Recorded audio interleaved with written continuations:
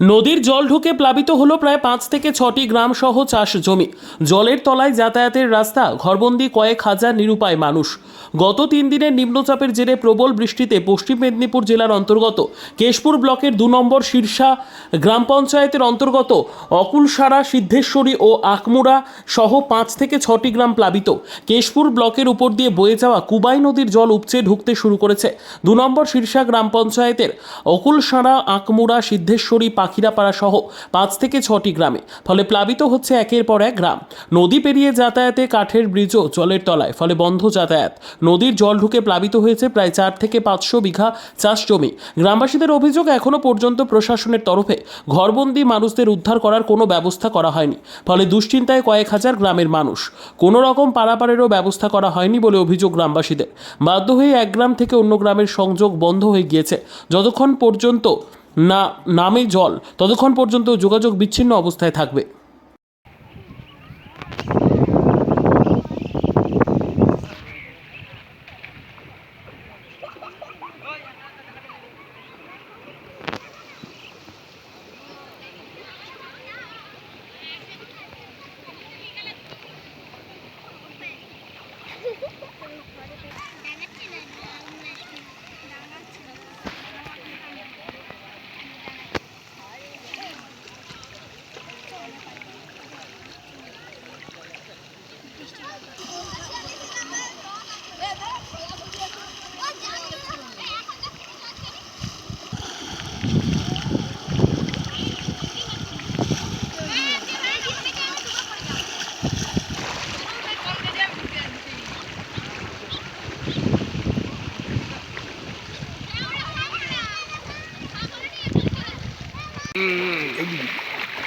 অনেক তো ক্ষতি হয়েছে বৃষ্টিতে।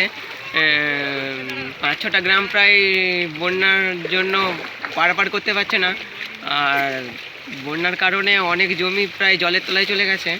আর এখানে যে সামনে পোলটা রয়েছে, ওই পোলটা যদি সংরক্ষণ করা যেত তাহলে অনেক মানুষের প্রায় সুবিধা হতো। নদীটা কি ভেসে গেছে? নদীটা ভেঙে গেছে। তারপর জানি না ঠিক কতটা মানে মানুষ পারাপার করতে পারছে কিনা। যাওয়া তো যাচ্ছে না নদীর পোলটার কাছে। কত বিঘা জমি? প্রায় 200 বিঘার মতো জমি হবে, জলের তলায় চলে গেছে। এই যে রাস্তা দেখছি পুরো জলে ডুবে গেছে, তো তোমরা কিভাবে যাতায়াত করছো? এই তো যাতায়াত করাটাই তো অসম্ভব না, ওর জন্য অনেক প্রায় 2-3টা গ্রাম বন্যার জন্য আসতে পারছে না, আমরাও যাতায়াত করতে পারছি না। তাই সরকারের কাছে যদি কোনো সাহায্য পাওয়া যেত ভালো হতো, কিংবা ওই পোলটা আমাদের সংরক্ষণ করা যেত, তাই আরও ভালো হতো আর কি আমাদের। তাহলে কি তোমরা এখন বাড়ির মধ্যে থাকছো? হ্যাঁ, বাড়ির মধ্যেই থাকছি। বাড়িতে তো বৃষ্টির জন্য তো 2-3 দিন বৃষ্টির জন্য তো বাড়ি থেকে বেরোতেই পারছি না।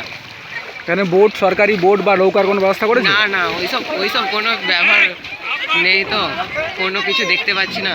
তাই মানুষ তো সব ঘরের মধ্যে ঘরবন্দি হয়ে রয়েছে। তোমার নাম? আমার নাম প্রদীপ দাস।